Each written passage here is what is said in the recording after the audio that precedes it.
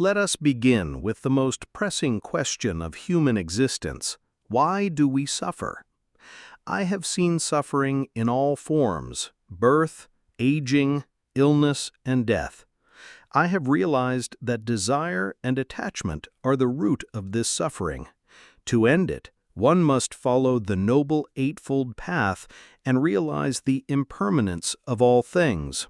I agree that suffering is central to the human experience, but rather than escape it, I see suffering as a guide, a path toward individuation.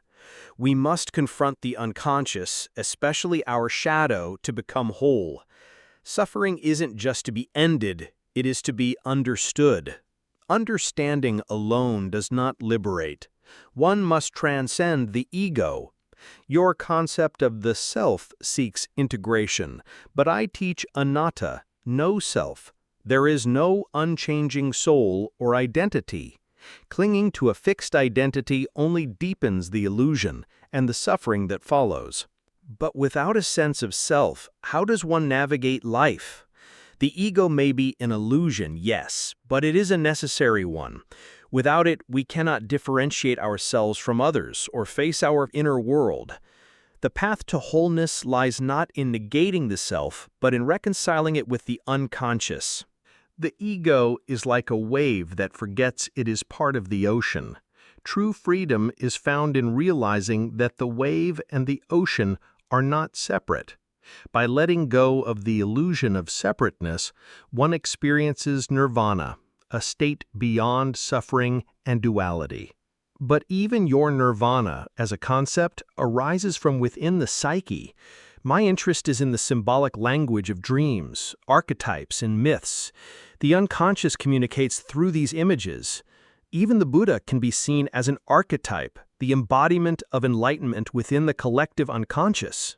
Symbols may point the way, but clinging to them is also bondage. One must go beyond words, beyond form. Enlightenment cannot be found in analysis. It arises from direct insight, cultivated through meditation, mindfulness, and ethical living. True, but insight itself often comes through reflection and integration of inner opposites, what I call the union of conscious and unconscious. My method is not to dismiss the world, but to engage with it, understanding its symbols to find meaning and balance. Balance comes not from analysis, but from cessation. The mind is like a restless monkey, constantly grasping.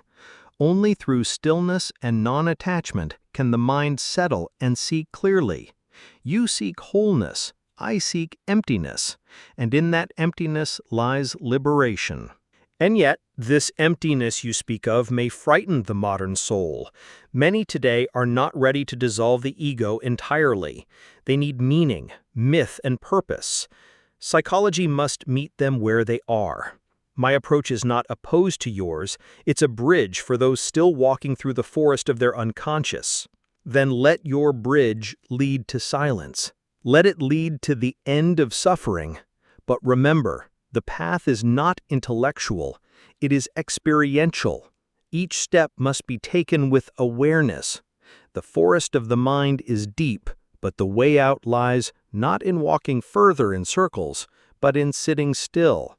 Stillness is powerful, yes, but it must follow understanding. When one meets the shadow, the animus, or the old wise man in dreams, they are facing their inner Buddha. Perhaps we are both speaking of the same mountain, but from different paths, perhaps. Yet some climb to understand the view. Others climb to dissolve into the sky. I have taught that the raft is only to cross the river, not to be carried on your back. Even your methods, when they serve their purpose, must be let go of. And still, I believe the journey through the psyche is sacred. It is not just about transcending the self, but also accepting and integrating every part of it. Humanity is not just seeking escape, but meaning, healing, and connection. Connection is found in compassion, in seeing no separation between self and other. You heal by realizing there is nothing to heal, only illusions to awaken from. Suffering ends when the dreamer wakes. But perhaps the dreamer must dream a while longer to learn what they are. My path invites them to dialogue with their inner world, to make conscious what is unconscious. In doing so, they awaken not by escaping the dream, but by understanding it. Understanding is a step. Awakening is a leap. May your path serve those who are still bound to the mind. But when the time comes, they too must leap into the unknown, the unborn, the unconditioned. And when they do, I trust your silence will guide them. Until then, I speak in symbols and stories, for the soul still listens in whispers. Your path is liberation, mine is integration. Together, perhaps, we offer the full map.